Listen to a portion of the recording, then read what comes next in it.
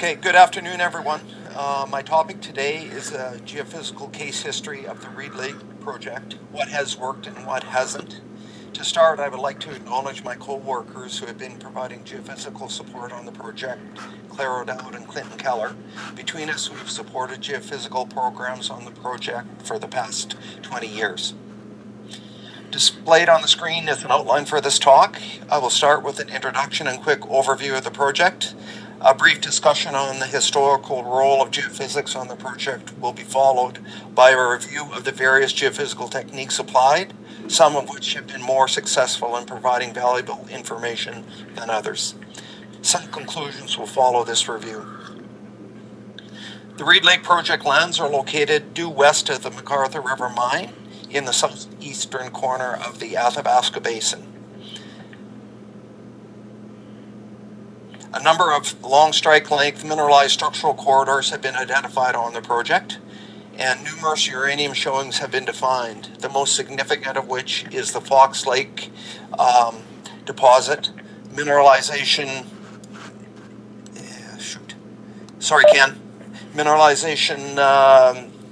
recently defined along the east-west trending ZTEM conductive corridor.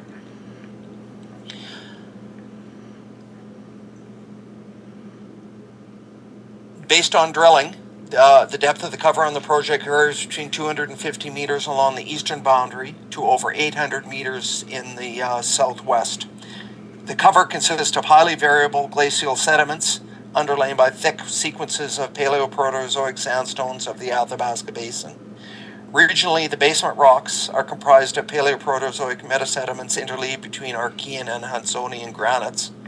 A large basement unit comprised mainly of quartzite is interpreted along the eastern edge of the project, adjacent to the MacArthur River deposits.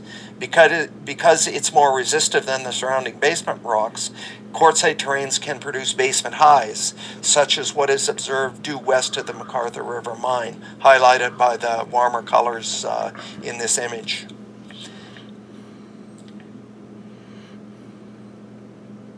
Historically, the Reed Lake project was part of the Azamara joint venture, a project that originally included much of the highly prospective land in the eastern portion of the Athabasca Basin.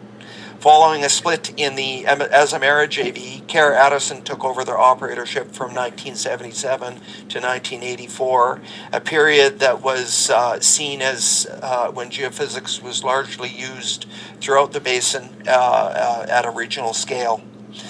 Uraner's exploration and mining took over the project in 1985, and the project saw significant budgets from 1985 to 1989, when the P2 Main and P2 North deposits were discovered coincident with the eastern boundary of the property. Due to market conditions and the discovery of the large P2 North deposit on the adjacent MacArthur River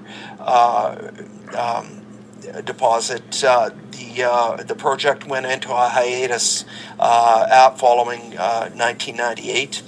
Cameco took over the project in 1998, and exploration was immediately reinstated on the project, mainly due to assessment requirements. Subsequent exploration resulted in the discovery of the Fox Lake mineralization in 2007. Basically, in the Athabasca, because of the cover, obviously it's an understatement, we're looking for blind targets. Geophysics is used as a proxy for imaging geology, and we always have to come back to that statement. We have to understand that we are imaging geology. It's very, very interpretive. If you give a data set to 3 different people, you're probably going to get 3 different answers, interpretive answers. It's used for targeting at a detailed to intermediate scale. It's used for geological interpretations from detailed to regional scales. So it's used at all scales for all interpretations. But again, it's used as a proxy for imaging geology. So what do we map with geophysics? It's based on physical rock property contrasts. So if we don't have that physical rock property contrast, we're not going to be able to image anything. So you need that, and you need to understand that. So how do we get changes? It could be changes in rock types, it could be structural discontinuities, it could be alteration. But more often than not, it's a combination of all 3 of those things. So therefore, geophysics is highly non-unique. And nobody has really, everybody's talked about that today, but nobody stated non-uniqueness of geophysical data. Here is a timeline that I developed for the project. There's a tremendous amount of data on this particular project, again, because of its proximity. And basically, I've tried to capture some of the work that's been done on the project. I've done this in two ways. I've separated out the major geophysical surveys completed on the project, or the major programs that have really made a difference into decades. But I've also put on the bottom here some major operational or discovery times or changes in operatorship along the project, because these are important from the perspective of what was applied with what success and how it was integrated into the exploration programs. You'll see this, I'll be bringing this slide back up. First thing we're going to look at is the Clare-Addison days pre-1984. This is a very, very interesting, it was great going back into the archives here. This is table 1 taken from a compilation done by Ron Matthews, previous geophysicist at Cameco in 1984. And all it does, it lists in chronological order all of the different geophysical techniques applied on the project from basically 1978 to 1984. Remember that Key Lake was discovered and the unconformity model was developed in 1977. So for any of the people that have been around for a long time here, this really brings back a lot of memories, because, you know, Air was flown, Churam, follow-up, Churam ground follow-up to Air was completed. A COTRAN survey was completed. A system developed by Behringer and Geoterix was flown over the project. We have input, we have DTEM developed by Quester and the precursor to GeoTEM and MegaTEM. We have high-powered DTEM surveys on the project. So this is a who's list of innovative geophysical techniques at the time, and all of these were applied to the project. But guess what? They all are interpreted, Ron's interpretation or his conclusions, they all have limited effectiveness. Why? Because of the resolution, the depth of investigation, and the noise levels in the data. So the technologies, but basically more importantly, the technologies applied to the understanding of the geology at the time just wasn't there. It wasn't just that the technology was bad, but we didn't really understand the project or the geology or the targets that we were trying to define as well. So is this in keeping in line with Ken's the good, the bad, and the ugly? Is this the good, the bad, or the ugly? Well, you could say it's the bad, but I question that myself, because if you didn't try these surveys, you wouldn't have learned anything. And we wouldn't have developed the tools that we now have today to be able to image geology at depth. So I don't even think it's the bad. Moving along, we're going to now look at the Uranus years on the project, and again it comes back to Jacob's question about, you know, the historical work. Uranus did a lot of good innovative work, and it was the integration of their results really that moved the project along. There was another thing that came along at this time, and it was finally the development of ground EM systems that could actually see to the depths to define basement conductors on the project. So specifically, Uranus used ground EM to great effect to first identify the conductors and then drill test graphitic conductors on the project.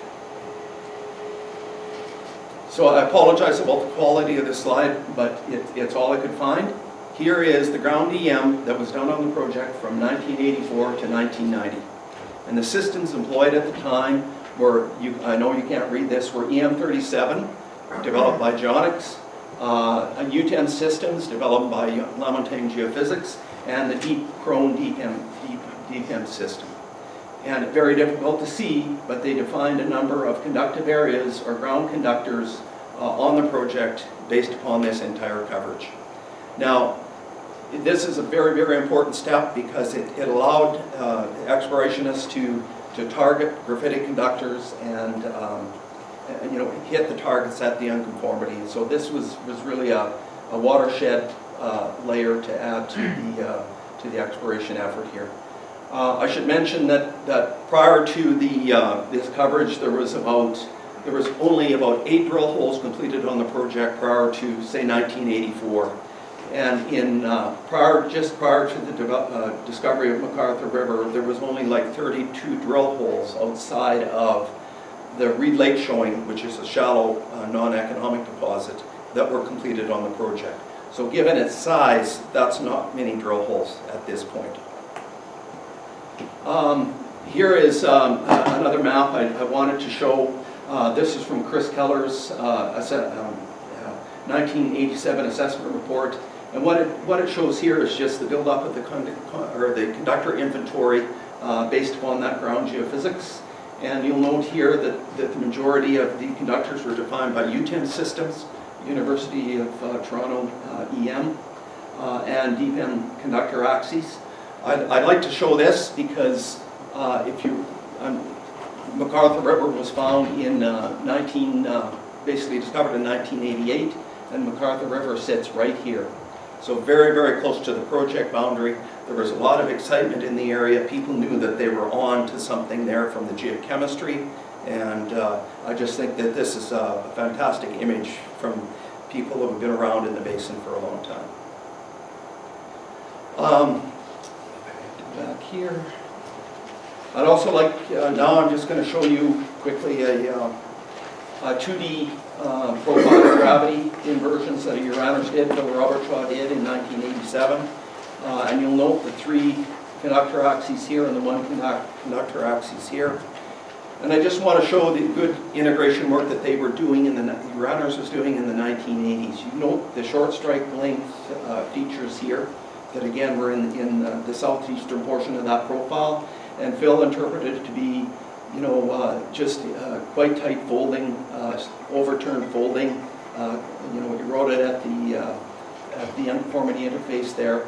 And over here we have another conductor along the limb of a slightly overturned synform. And guess what? That is the geology that we see there today, are very, very close to the geology. So even back in the 1980s, people were relating the geophysical data to the geology to some effectiveness. So there is value in going back and reviewing some of this work. Moving forward now, we're going to look at a lot of case histories or a lot of images, I guess, qualitatively, just to highlight some of the more the tools that we use internally at Cameco to move forward with exploration, not only on this project, but other exploration projects. You can see here airborne gravity, triaxial mag, ground EM, DC resistivity, and a lot of these techniques have been mentioned already this morning. Ground EM squid, DC resistivity again. Airborne ZTEM, we feel is a very, very important layer, and I'll show an image here, and VTEM as well. I'd be remiss if I didn't show ground EM profiles on a case study for Reed Lake. And here is just an image of some Channel 20 PROTEM data over a single conductor in the Athabasca Basin. The plan is over here on the right-hand side of the slide. And you can see here, this is the X component data on the bottom, Z component data on the top, 2 component air coil geonic system data. Michael put a geological model here so people could understand it at the bottom. You'll note here the very, very good stacking right from early time to late time. Nice single, well-defined conductor. This is raw data. It's not filtered. You don't even have to filter this data. You'll note here on the line to the north, you get migration of the peak out and in. Therefore, he has not extended the conductor beneath that profile. So very, very simplistic application of geophysical techniques. This was really well done. Now we move to a cartoon of the Athabasca Basin. Some people, you'll see this throughout my talk. Basically, this is just a simplified model that Dave Thomas actually created. This particular model comes from a paper by Keller and Kotzer on bulk, the parameters associated with bulk resistivity in the Athabasca Basin. Basically, what we have here is the basement rocks overlain by, as we all know, the sandstone overlain by flatline sandstone. rocks and plus covered with glacial till, as I mentioned earlier. Shown on the map are a number of different models of uranium mineralization in the basin. You have the major ones being MacArthur River, which is adjacent to the project. You have basement and nose-hosted mineralization along a reverse fault. The reverse fault has up to probably on average 80 meters of throw. We also see here Cigar Lakes is just sitting on a small bump on the unconformity. So again, the variability of your model, you have to know your model to know what you're expecting to see in your geophysical data. Overlaying on this of interest here, because this is a resistivity model, is the sandstone. And again, we vary, the depths vary here from 350 to 850 meters. And the average background resistivity in the Athabasca sandstones arguably from 1,000 to 10,000 ohmmeters in this area. There's a lot of variability even in the background sandstone. So what do we want to try to image using resistivity techniques? What we have above these deposits are post-Athabasca structure. These deposits are in place during hydrothermal events that alter a lot of the mineral constituents in the basement rocks and in the sandstone to clay. So these alteration halos tend to follow the post-Athabasca structure. That's where the mineral is deposited. So basically you have your source rocks, your transport, your trap, but also that's the components of a depositional system. So in the sandstone, if you get the post-Athabasca structure plus the alteration, basically based upon physical property measurements and downhole logging, the resistivities along these features can be as low as 100 to 1,000 ohmmeters. So you're seeing a decade difference in the resistivity in the overlying sandstone basically in an altered system versus background sandstone. And that's what we're measuring when we're using something like DC resistivity techniques in the Athabasca Basin. So here's, but another factor, you can also have another alteration factor, silicification. There's a lot of silicification and desilicification going on. And for example, above the quartzites of MacArthur River, the sandstone silicified. And that increases the resistivity of the sandstone it's very, very resistant. There's no porosity. So you get this non-unique resistivity low, basement offset, resistivity high, and from surface, the additive features may add up that you can't observe it from surface. So it's that additive effect of multiple episodes of alteration, plus the types of alteration, and the size of the alteration systems that are really affecting our geophysical data. So you really have to use the multifaceted approach of peeling back the layers of what's happened to your geology when you're looking at geophysical data. Here is just some early work by Michael Lepin, and this goes back to the resistivity model that I showed you. This was done in the late 90s and early 2004s. It's a composite of a number of surveys around the MacArthur River mine, and which is located here. You can see, and you can actually see the P2 structure in this data. And this was kind of the first application of the technique in the Athabasca. Resistivity surveys were done, but nobody really understood what it meant geologically. Moving on, here is one of the questions posed by the organizers of the group was, how do we directly image the ore? How do we prioritize our targeting on exploration projects? Well, one way that we do it is you define your basement graphitic structures, and then you do DC resistivity programs, highlight resistivity lows, potentially the result of alteration, and that's where you start. The issue is mineralization may not sit right in the center of these lows. It may be off the end of it, just like Ken has just shown in a previous talk. So we're going to run through the same thing here very quickly with the density model. We have the basement rocks, and then we have the overlying sandstone units plus the overburden. And again, we're interested in, I'm going to go through the sandstone here. So the background, say the background average values for sandstone is 2.45. You get into these alteration zones, or these post-Athabasca structural zones. The alteration, or the density, the alteration increases the porosity, reduces the density down to between 2.2 and 2.4. You may have silicification that increases the density to 2.5 to 2.8. Again, this density contrast is very, very similar to the basement rock. So you're not going to see this 80 meters of basement throw if there's alteration next to it. So again, it's the non-uniqueness of the geophysical data. And the additive effect of, say, if the silicification and the hydrothermal alteration here that reduces the density, again, is going to cancel each other out. So you're not going to be able to image everything. It's non-unique. Thanks. So here is the result of a full tensor airborne gravity gradiometer data on the Reed Lake project, and you'll note here the variation in this is vertical gradient data. TZZ gravity, airborne gravity is the same as vertical gradient ground gravity data. And what I like to note here is you've got this main P2 structure that's mapped by the airborne system. It took the contractor 3 times to be able they had to redo the terrain corrections 3 times because of the complexity of the overburden before we could even see this structure. So very, very complicated data set, very detailed data set, but in the context of our geological column, it was very difficult to get value out of this data. But having said that, you'll note that many of the major structural zones associated with basement offset are visible in this data set.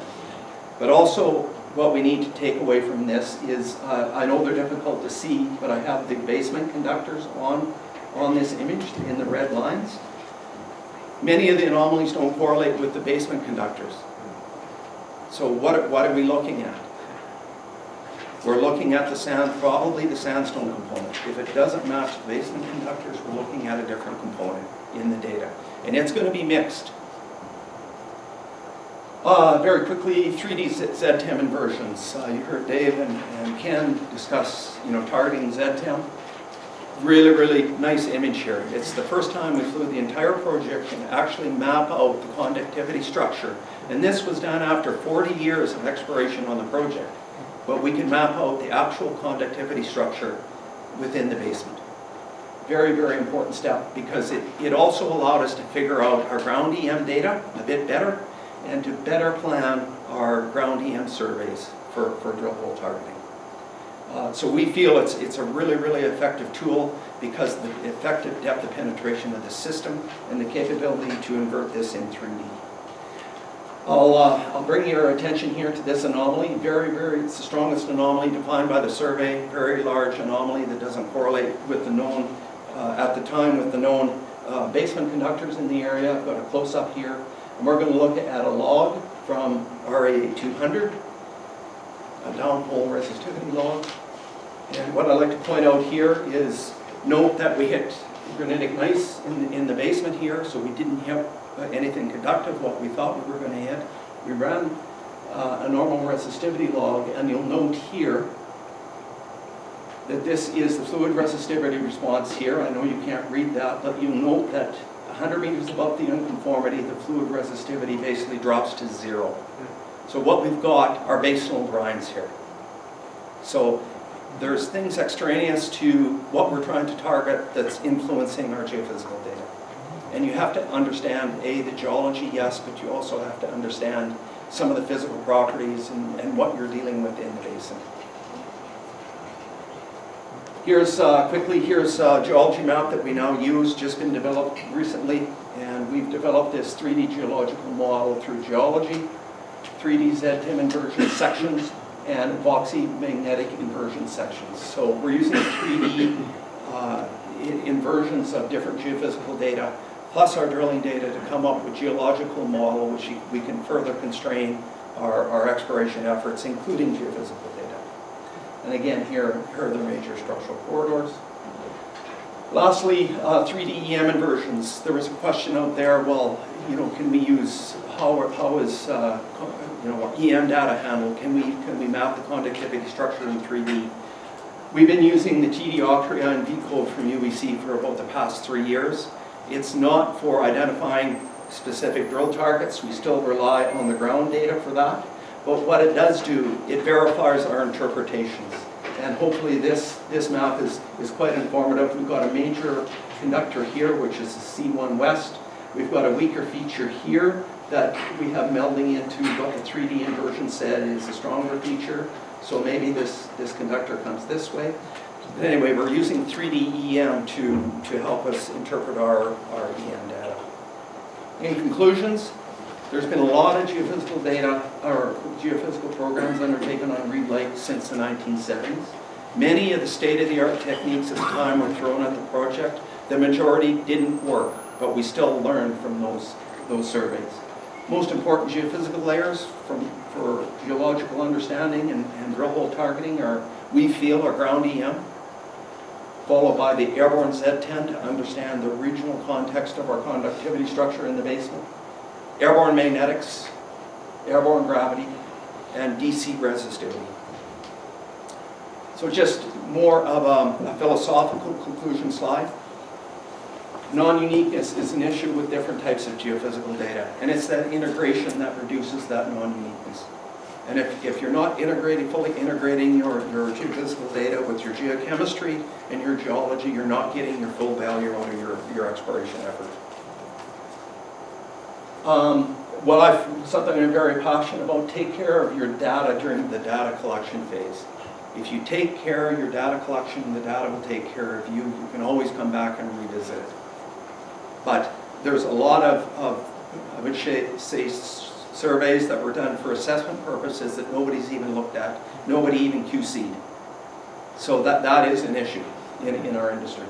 You need to have a good understanding of your geological model, specifically the physical rock property model, because that's your relationship to geology.